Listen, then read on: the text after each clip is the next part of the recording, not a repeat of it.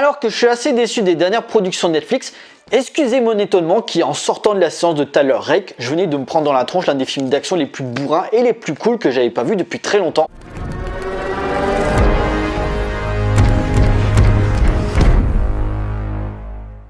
Bonjour à tous, il va être question de Tyler Rake réalisé par Sam Hargrave. Sometimes I do other things.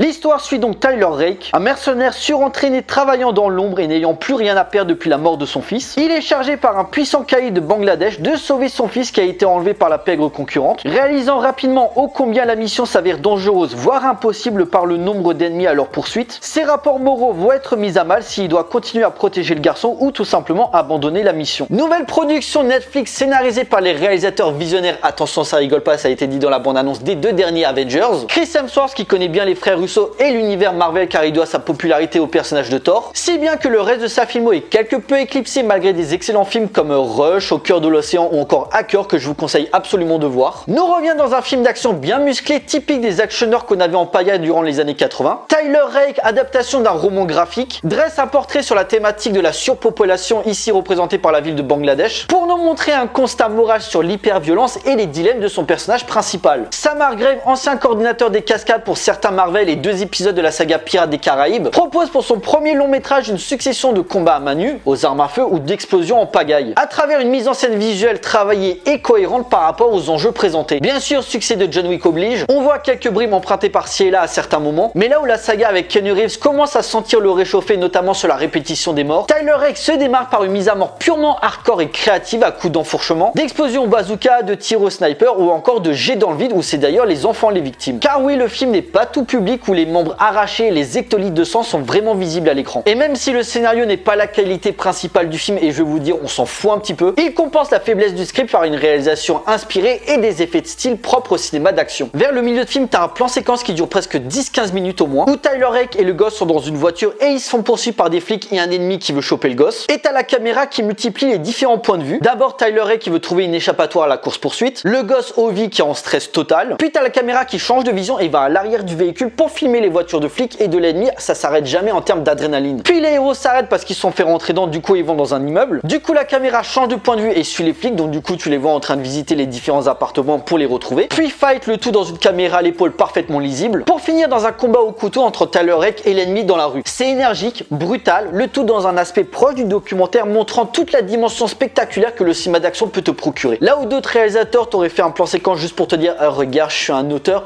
ok ton plan séquence il est beau mais il me raconte rien. Là t'en as un qui est justifié dans l'action et qui te donne du sens dans la narration et les enjeux. Ce que j'aime aussi c'est l'écriture des personnages. Les frères Russo montrent un savoir-faire sur le traitement moral de ces héros qui, quant à un film avec des enjeux forts, ne sont pas désavancés par des putains de blagues toutes les 10 secondes, qui te présentent une histoire qui garde un sérieux tout le long du film dans le développement et les enjeux moraux et politiques. Forcément le récit est plus captivant et tu es investi émotionnellement. Chris Hemsworth est vraiment excellent dans un personnage à la fois crédible en brute épaisse mais aussi plus sensible sur son passé et sur son choix de mission de protéger le gosse ou pas. Le fait qu'il ait perdu son fils alors qu'il était en mission joue en sa faveur, qu'il ne veut pas laisser un autre enfant mourir par sa faute. A noter dans les seconds rôles les toujours excellents Ghosh FT, Farahani et David Harbour qui en soi servent pas à grand chose mais apportent des dialogues plutôt intéressants et accompagnent diverses scènes d'action plutôt intimistes mais amènent à renforcer la relation entre Tyler Rake et Ovi. Ovi d'ailleurs joué par le tout jeune Rudraj Jeval, excuse-moi si j'écorche ton nom, nous propose une très belle performance en incarnant un jeune complètement dépassé par les événements et où son monde vole en éclats, tout ça à cause des agissements de son père. Bien sûr l'intrigue est ultra prévisible et on voit tout venir à des kilomètres, sans oublier le méchant tyrannique qui a la police dans sa poche et la population quitte à rallier des enfants à sa cause. Mais comment bouder son plaisir devant une telle énergie pour nous plonger dans une action vraiment immersive et originale sur le choix de certains cadres. L'impact des coups pèse beaucoup, on sent que ça tape pour faire mal et pour tuer, ce qui fait qu'on est forcément en tension sur le devenir des deux personnages principaux. Malgré l'annonce d'une suite pas forcément nécessaire mais dont je suis curieux de voir ce qu'elle pourrait apporter par rapport au premier volet. En conclusion, sans être parfait, Tyler Rake est un pur actionneur bien jouissif et testostéroné qui nous tiendra en haleine pendant les 2 heures de film. Porté par des personnages forts et développés, le film marque des points quand il touche à l'intime de ses héros pour mieux investir le spectateur, accentué également par des scènes d'action brutales et superbement chorégraphiées, sans tomber sur des grosses longueurs et une mise en scène répétitive. Le réalisateur se lâche et ose certains mouvements de caméra plutôt intéressants et des effets de mise en scène parfaitement maîtrisés, rarement vus ces dernières années dans le cinéma d'action, gonflé à l'adrénaline, bien bien monté et lisible, ce qui est le minimum syndical dans ce type de production. Bref, pas un chef-d'œuvre, mais sûrement ce que Netflix a produit de mieux dans le genre et qui ravira clairement les amateurs d'explosions et de fights rythmés et bien jouissifs comme il faut. Voilà, cette vidéo est à présent terminée. J'espère que ça vous a plu. N'hésitez pas à liker et à partager auprès de vos amis si vous en avez. N'hésitez pas à me laisser des commentaires pour me dire ce que vous avez pensé du film. Pensez à me suivre sur Facebook, Twitter, Instagram, Tipeee ou encore Utip si vous voulez soutenir la chaîne. Ça vous coûte rien, vous avez juste à regarder une petite pub. Et pensez à vous abonner, c'est super important pour moi. Pour nous, on se retrouve pour une prochaine vidéo. D'ici là, portez-vous bien, allez voir des films.